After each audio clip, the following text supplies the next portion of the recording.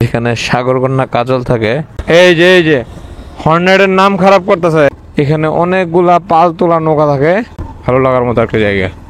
এক পাশে সমুদ্র আর এক পাশে পাহাড়। আসসালামু আলাইকুম ভাই ব্রাদারগণ।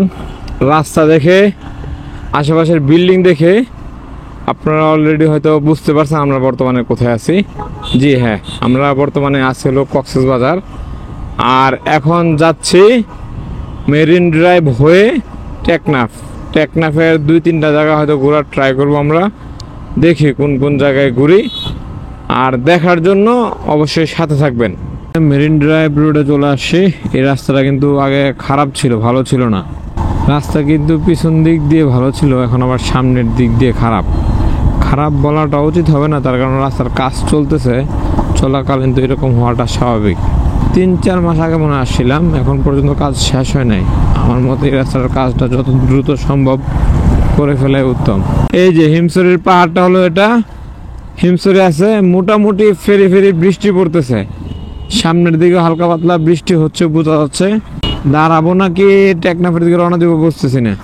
বর্তমানে কক্সবাজার সব থেকে পপুলার একটা জায়গা, হয়তো সবাই চিনেন, যেখানে সাগরকন্যা কাজল থাকে।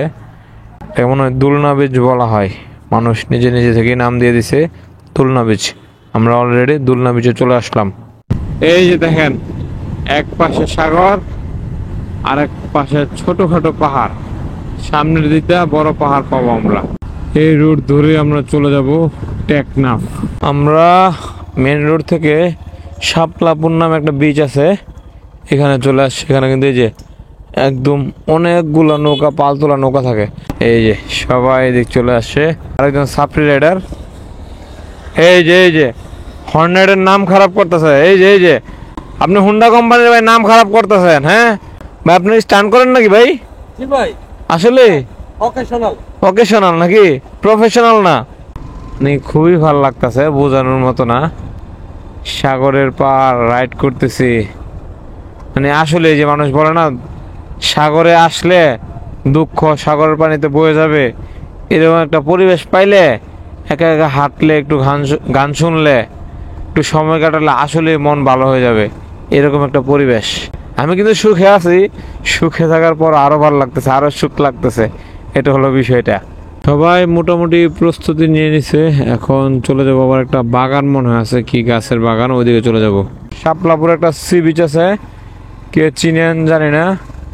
এখানে অনেকগুলা পাল তোলা নৌকা থাকে, ছবি টবি খুব সুন্দর আসে, ভালো লাগে জায়গাটা। এই যে দেখেন, এই মাথা থেকে ওই মাথা পর্যন্ত বাইক নিয়ে আসছি। বাইক নিয়ে ওঠাটা আবার ভালো কষ্ট হয়ে যাবে, যে গর্ত ভাই, ওর বিশাল গর্ত। আমরা শাপলাপুর থেকে বামের দিকে ঢুকছি, সামনে একটা কি বাজার আছে, ওই বাজারের আশেপাশে। ওইখানে গিয়ে জায়গাটার নাম জিজ্ঞাসা করে আপনাদেরকে জানাবো। আচ্ছা, এটা হলো শামলাপুর বাজার। এই যে গাছগুলা এখান থেকে শুরু হয়ে গেছে অলরেডি, কি সুন্দর।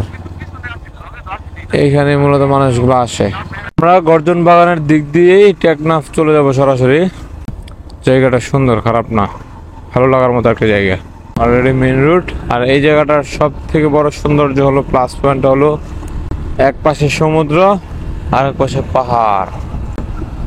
দেখেন, এই যে পাহাড়, সমুদ্র, সাগরের পরে ঝাউ গাছ, তারপর মেরিন ড্রাইভ রোড, তারপর সুপারি বাগান, তারপর হলো পাহাড়।